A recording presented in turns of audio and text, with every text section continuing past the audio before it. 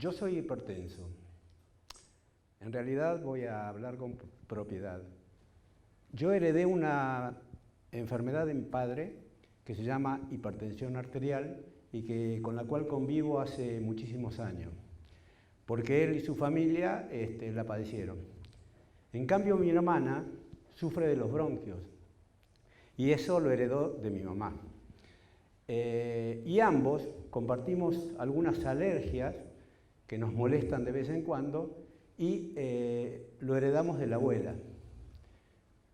Yo quisiera saber si en el auditorio hay gente que comparte esto, que ha heredado de su propia familia dolencias, malestares, enfermedades. Levanten la mano, por favor. Levanten la mano, sin miedo. Bien, somos bastantes. Y si yo les digo que eso no es cierto, o que es parcialmente cierto, les voy a contar una historia de familia, que es la de mi propia familia, y se remonta 160 años a un pueblito perdido en la montaña que se llama Borello en Italia y que en la actualidad está en pie. Allí viven, de acuerdo al último censo, 315 personas. Allí nacieron mis bisabuelos Rafael y Matilde, que tuvieron 5 hijos que fueron inmigrantes. Todos vinieron a la Argentina y se radicaron en esta provincia. Ellos vinieron en diferentes etapas de su vida, con diferentes edades, pero casi todos detrás de una ilusión, corridos por la guerra, las hambrunas.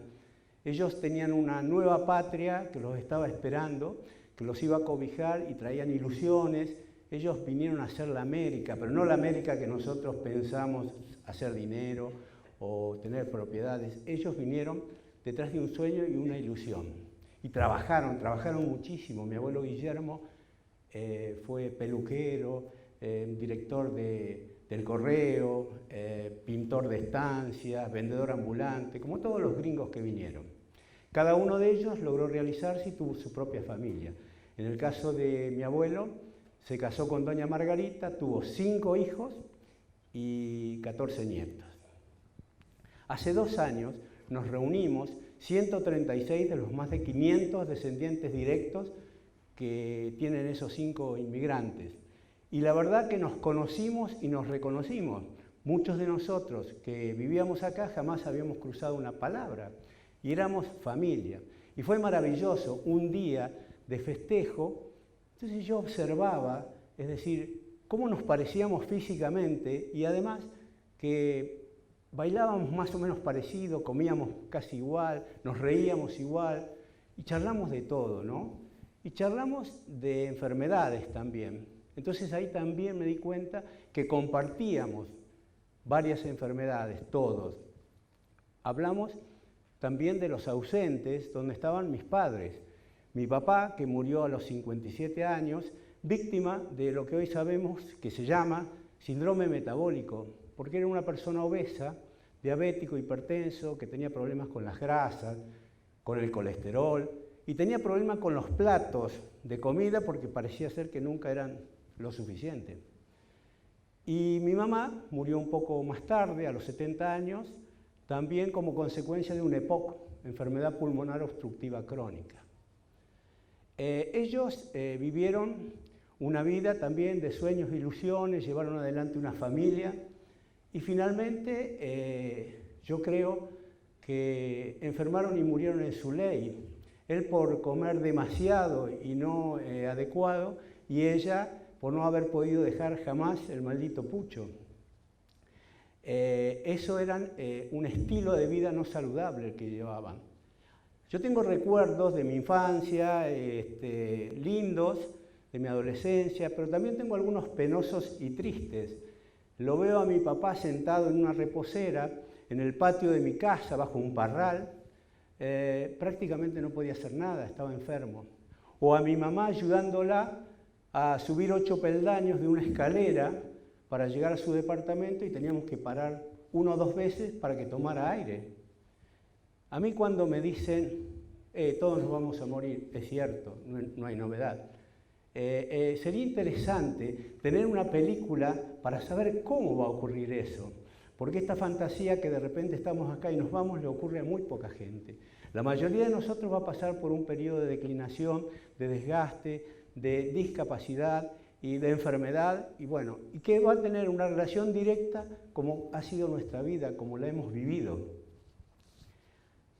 Desde mediados del siglo XVIII a mediados del siglo XX, las causas de enfermedad y muerte en la población eran tres: guerras, hambrunas y pestes. Millones de personas murieron por esto. Causas que fueron todas externas, donde el hombre no podía hacer nada, el hombre, el ciudadano común, porque se declaraban y se ejecutaban en otro lado, fuera de la posibilidad del manejo personal. Desde mediados del siglo XX hasta nuestros días, hemos cambiado nuestros hábitos y entonces empezamos a comer comida chatarra.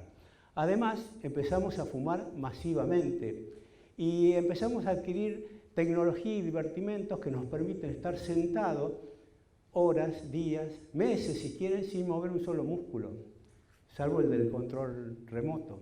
También, de alguna manera, nos adaptamos a vivir con el estrés de cada día. Eso hizo cambiar radicalmente las causas de enfermedad y muerte. Entonces ahora, es decir, en estos tiempos, nos enfermamos y morimos de infartos cardíacos, accidentes cerebrovasculares, cáncer y accidentes en la vía pública. La mayoría de ellos son responsables de un estilo de vida que hemos adquirido insólitamente. La Organización Mundial de la Salud dice que salud es el completo bienestar físico, psíquico y social, y no solamente la ausencia de enfermedad. Pero fíjense, esta definición es del año 47 y nunca más se actualizó, tiene 70 años. ¿Y por qué pasó eso? Yo creo que la palabra bienestar se interpuso ahí como una cuña y no dejó progresar, porque evidentemente el bienestar es una cuestión casi individual, salvadas las necesidades básicas. No es lo mismo la calidad de vida de alguien que vive en la montaña u otro que vive en algún campo vecino o una persona que vive en una gran ciudad. Imagínense lo que pasa si trasplantamos de un lado a otro a esa persona. Seguramente empeorará tremendamente su calidad de vida. Entonces nos hemos quedado 70 años con esa definición. Tampoco tuvo en cuenta la Organización Mundial de la Salud en esos tiempos que en realidad la existencia humana tiene 4 dimensiones: una psíquica, una corporal, una espiritual y finalmente está el entorno, es decir, con quiénes nos vinculamos y quién nos vincula. Es decir, esto es como las 4 patas de una mesa. Si nos falla una, la mesa se cae. Si nos falla cualquiera de estas dimensiones, caemos enfermos o podemos llegar a morir. Cuando yo fui a la Facultad de Medicina, me enseñaron que los vivos, ¿cómo funcionaban los vivos? A partir de los muertos. Entonces yo tenía ahí un cadáver disecado que estaba quietito, con un profesor que con una pinza levantaba un músculo y decía: este mueve esta articulación, esta vena lleva la sangre a tal lado. Y yo estaba fascinado, porque me parecía increíble eso, esa máquina perfecta que era material. Y además respondía a la teoría del átomo de Newton, es decir, la materia. Fíjense la fecha que Isaac Newton describió esto, fue un genio Newton, en el año 1690. Hasta que aparece la física cuántica, no tiene ni 100 años. Entonces dice, no, la parte más chiquita de la materia no es el átomo. Hay muchas partículas subatómicas. Entonces diseñan una gran máquina que reproduce la explosión inicial, que le dio origen al universo. Entonces tenían razón los científicos, aparecieron millones y millones de partículas mucho más chiquitas que el átomo. No era el átomo la parte más pequeña, sino que estaban estas partículas subatómicas.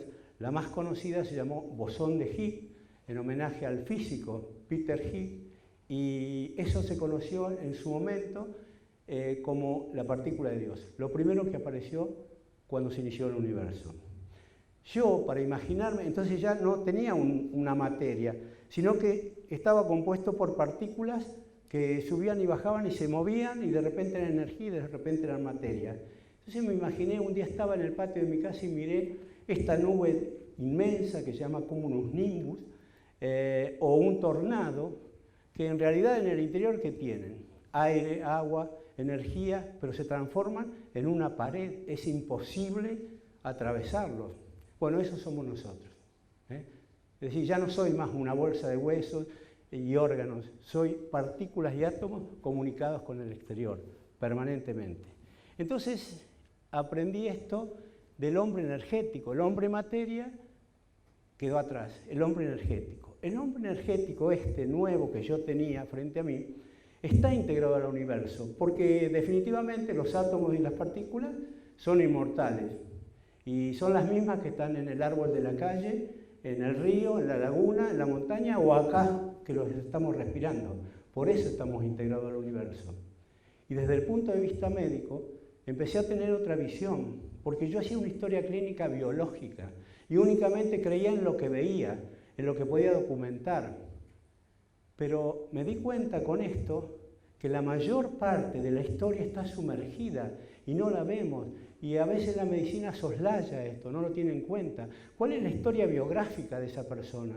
¿Qué es lo que siente? ¿Qué es lo que cree que le va a pasar? ¿Por qué le pasa eso? ¿Y en qué entorno se está moviendo? Eso es fundamental. Entonces ya uno empieza a tener una mirada holística, integral. El 5% y no más de las enfermedades son genéticas y hereditarias. En realidad, es decir, son tan raras que hay especialistas y hay institutos que se dedican a esto exclusivamente, a estudiar este tipo de enfermedad. El 95% de las enfermedades que nosotros padecemos, de alguna manera las hemos adquirido, más allá de que tengamos alguna predisposición genética. Entonces, ¿qué es lo que heredamos? Aparte del parecido físico, los ojos, las leyes mendelianas que estudiamos y todo lo demás. Nosotros, básicamente, heredamos conductas, estilos de vida, formas de comer, formas de pensar, formas de tomar decisiones. Entonces volvemos a recorrer el mismo camino de las personas a las cuales copiamos. En el año 2000 se desarrolló completamente el genoma humano, que es de alguna manera el documento biológico, lo que llevamos cada uno de nosotros en nuestras células, en los genes. Los genes son partículas de energía e información con la cual venimos al mundo, están en cada una de nuestras células, o sea, cada una de nuestras células tiene esa patente de genoma. Ese genoma puede ser modificado en su expresión, porque miren lo que pasó. Los científicos eufóricos dijeron dos cosas. Primero, debemos tener 100.000 genes, si un ratón tiene 30.000. Bueno, resultó que no tenemos más de 20 a 24.000 genes. Y la segunda es que solamente una parte de ellos, de estas barras, está en actividad. ¿Qué hacen? Fabrican proteínas para nuestra vida. Entonces, esto es como ver una ciudad de noche desde el avión, que la mayor parte está oscura y solamente hay iluminados avenidas, edificios, y uno podría desde un comando apagar algunas luces y encender otras. Lo mismo podemos hacer con la expresión de nuestros genes. No vamos a cambiar el genoma, pero sí los que están trabajando. Si yo tengo una predisposición genética para tener un cáncer de pulmón y fumo, ¿qué creen que va a pasar? Y si yo tengo una predisposición para tener hipertensión y muerte súbita, la acallo comiendo vegetales, verduras y frutas. Entonces, esto nosotros lo podemos saber ahora desde la epigenética. Lo que hacemos de afuera, es decir, ordena nuestros genes y le hace producir otro tipo de proteínas. También tenemos en cuenta ahora desde las neurociencias que tenemos 40 a 60.000 pensamientos por día y la mitad de ellos son negativos. Cuando uno tiene pensamientos negativos, se pone ácido, segrega adrenalina y cortisol, que son los combustibles del estrés. Por eso enfermamos y nos desalineamos. ¿Cuáles fueron los desafíos que yo tuve que enfrentar en toda esta historia? Primero, alejarme de ese banco que me estaba esperando, debajo de una parra. Entonces yo pensé, bueno, si hago lo mismo, termino igual. Y bueno, empecé a transformarme, a cambiar y a transformarme, a hacer otras cosas, a pensar distinto, a tomar otras decisiones. Y la parte dura realmente también fue desafiar los conocimientos que yo había aprendido en la facultad.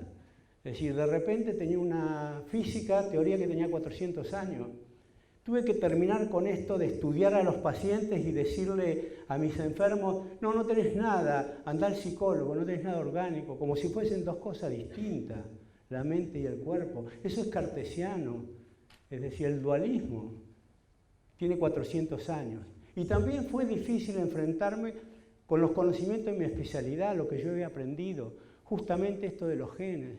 Mi especialidad hoy está más que nunca atada a los intereses de la industria farmacéutica y a los que fabrican tecnología. ¿Y por qué no a los políticos, que están más preocupados por inaugurar hospitales de alta complejidad en lugar de hacer circuitos de salud y planes preventivos para que no nos enfermemos? También aprendí que curar no es lo mismo que sanar. Uno cura cuando desaparece el síntoma o la enfermedad y sana cuando vuelve a tener el equilibrio y la armonía que perdió. Equilibrio y armonía. Uno está en equilibrio cuando piensa, dice y actúa en consecuencia. Y está en armonía, es decir, cuando entiende esto de cómo funcionamos con átomos y partículas. Entonces estamos armónicos con el exterior. Yo me cuido más y cuido mi universo, mi entorno, porque dependo de él.